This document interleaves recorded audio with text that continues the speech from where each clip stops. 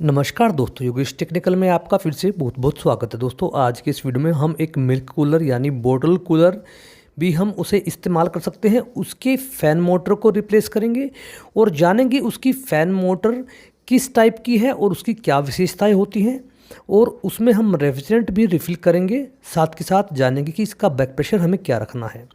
विशेषकर उन दोस्तों के लिए जो इस फील्ड में नए हैं और जिन्हें इस कार्य को करते हुए परेशानी का अनुभव होता है, वो इस वीडियो में बने रहें। जो परिपक्व हैं वो वीडियो स्किप कर सकते हैं। आपको पता ही है कि दोस्तों हम इस उपकरण में फ़ैन मोटर का इस्तेमाल करते हैं कंडेंसर को ठंडा करने के लिए, अपने रेफ्रिजरेंट को जल्दी से लिक्विड के रूप में कन्वर्ट करने के लिए, और उसके लिए हम एक फ़ैन मोटर की आवश्यकता होती है, जैसा अभी आप देख पा रहे हैं। इसको आपको निकालने का एक आसान तरीका आना चाहिए, जिससे कि आपको कोई परेशानी ना हो और हमारा कोई भी कंपोनेंट ख़राब ना हो, ताकि हमें उसे दोबारा इंस्टॉल करते हुए परेशानी का अनुभव हो। इसलिए इसमें ऊपर 2 स्क्रू दिए होते हैं, उनको आराम से ढीला कर लीजिए। अगर उनमें जंग लगा हुआ है तो किसी लिक्विड का इस्तेमाल करके या फिर पानी के साथ थोड़ा इस्तेमाल करते हुए उसे आसानी से खोल लीजिए। फ़ैन मोटर को बाहर आने के बाद निकाल लीजिए अगर संभव है। अगर अंदर ही वो फ़ैन मोटर निकल जाती है तो उससे अच्छा कुछ नहीं है, क्योंकि फ़ैन मोटर टूटने के चांस हो जाते हैं। कई बार इनमें एल्युमिनियम के ब्लेड होते हैं जो मुड़ जाते हैं, और अगर वो मुड़ गए तो उनका जो हवा फेंकने वाला जो पावर है वो कम हो जाता है और वाइब्रेशन आना भी शुरू हो जाता है हमारे फ़ैन मोटर में। अभी आप जो सामने देख रहे हैं दोस्तों, आपको सेम टू सेम ही फ़ैन मोटर लगानी चाहिए। अगर कम स्पीड या ज़्यादा स्पीड की हम फ़ैन मोटर लगा देंगे तो उससे हमारे रेफ्रिजरेशन के कार्य में, उसकी कैपेसिटी में प्रॉब्लम आना शुरू हो जाएगी। शायद वो हमारा पूरा ठंडा ना कर पाए, शायद कम ठंडा कर पाए। आप देखिए इस पर स्पष्ट शब्दों में लिखा हुआ है शेडेड पोल मोटर, यानी कि दोस्तों ये शेडेड पोल इंडक्शन मोटर है और हमें इसमें ऐसी ही मोटर को लगाना है। इसमें कोई कैपेसिटर नहीं होता। इसकी भी मैं आपको पूरी डिटेल दूंगा, इसकी क्या क्या खासियत है और कितने एचपी तक हम इसे इस्तेमाल करते हैं और किन किन उपकरणों में हम इसे इस्तेमाल करते हैं। साथ में हम रेफ्रिजरेंट को रिफ़िल करेंगे और उसके बैक प्रेशर के बारे में भी जानेंगे। दोनों मोटरों की तुलना आप कर लीजिए। उसके ऊपर स्टिकर दिया हुआ है उसकी सभी कार्यप्रणाली के बारे में, उनमें तालमेल आप बैठा लीजिए। 19-21 अगर फ़र्क है तो कोई प्रॉब्लम नहीं है। अगर ज़्यादा डिफरेंस आता है तो आपको सेम टू सेम मोटर ही लगानी चाहिए, क्योंकि जैसा मैं आपको बता चुका हूं कि स्पीड के कमी ज़्यादा होने से उपकरण की कार्यक्षमता पर प्रभाव पड़ सकता है। अब हम फ़ैन मोटर को इंस्टॉल करेंगे। फ़ैन मोटर को इंस्टॉल करते हुए आपको किन किन बातों का ध्यान रखना चाहिए वो भी आप ध्यान से देखते रहिएगा और सुनते रहिएगा। अगर नीचे वाला बेस आपको बदलने की ज़रूरत हो तो बदल दीजिए। अगर वो कमज़ोर हो गया है या फिर कोई उसका लॉक टूट गया हो तो आपको अवश्य बदलने पड़ेगा। अगर आपकी स्ट्रिप पुरानी जंग लग चुका है तो आप नई स्ट्रिप लगा दीजिए। उनको लगाने का तरीका ऐसा होता है जैसा अभी आप देख पा रहे हैं। और 2 बातें जो आपको हमेशा ध्यान रखनी चाहिए जब नई फ़ैन मोटर लगा रहे हों। फ़ैन ब्लेड को फिट कर लीजिए। अगर फ़ैन ब्लेड के फिट करते हुए आपको उसे इंस्टॉल करने में कोई प्रॉब्लम ना आ रही हो, अगर प्रॉब्लम आ रही हो, कोई पाइप उसके बीच में आ रही हो, तो फ़ैन मोटर का जो फ़ैन ब्लेड है वो पहले रख लीजिए और फ़ैन मोटर फिट कर लीजिए और फ़ैन ब्लेड को फिर आराम से वहीं पर फिट कर दीजिएगा। अगर आपको कोई दिक्कत नहीं आ रही, फ़ैन मोटर का ब्लेड कहीं फंस नहीं रहा, तो आप फ़ैन मोटर का ब्लेड बाहर ही फिट कर सकते हैं। उसके बाद फ़ैन मोटर के ब्लेड को एक बार चलाकर देख लीजिए जब उसे आप बेस पर फिट कर दें। अगर फ़ैन मोटर का ब्लेड कहीं लग रहा है आगे या पीछे तो उसे फिर से एडजस्ट कर लीजिए अच्छी तरह से। नई फ़ैन मोटर लगाने के बाद उसे बेस पर लगाने से पहले उसकी जो 2 रबड़ें होती हैं आगे और पीछे की, उन्हें अच्छी तरह से बैठा लीजिए। अगर नई रबड़ आने में कोई प्रॉब्लम है तो पुरानी जो रबड़ है वो इस्तेमाल कर लीजिए। नहीं तो आपको हमेशा नई ही जो रबड़ है वो इस्तेमाल करनी चाहिए, क्योंकि वो फ्लेक्सिबल होती हैं और आराम से वाइब्रेशन को कम करती हैं।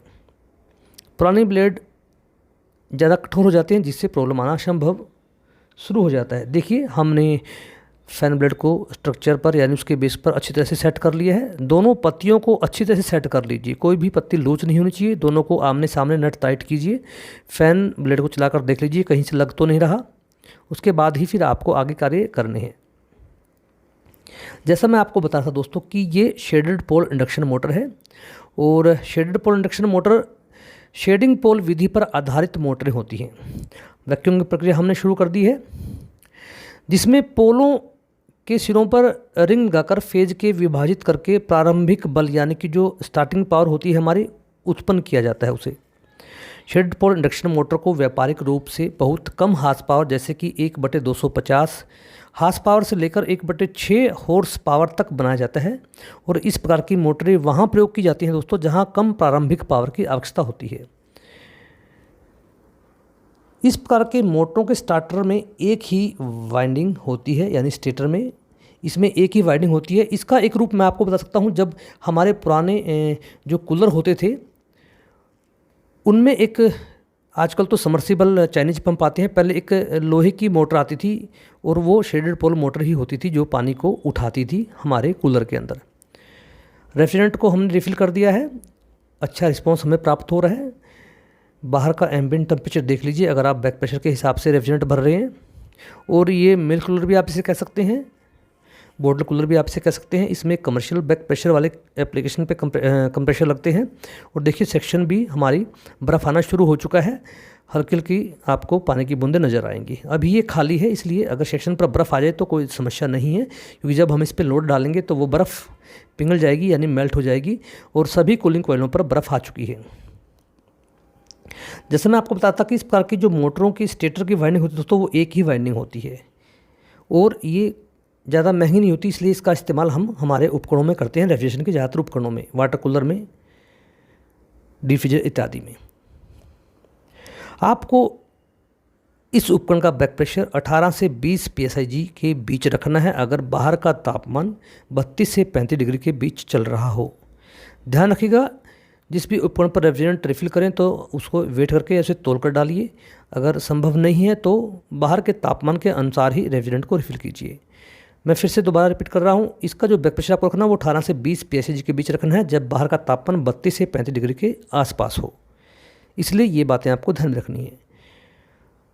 देखिए अभी शायद बाहर का तापमान 35 चल रहा है, तो आपको 32 है शायद, हाँ 32 है। अगर आपको इसमें 18 से 20 psi प्रेशर रख रहे हैं तो बाहर का तापमान 32 से 35 psi के बीच होना चाहिए। और कोशिश कीजिए रेफ्रिजरेंट को वज़न के हिसाब से डालें जो उपकरण पर वज़न लिखा हुआ है।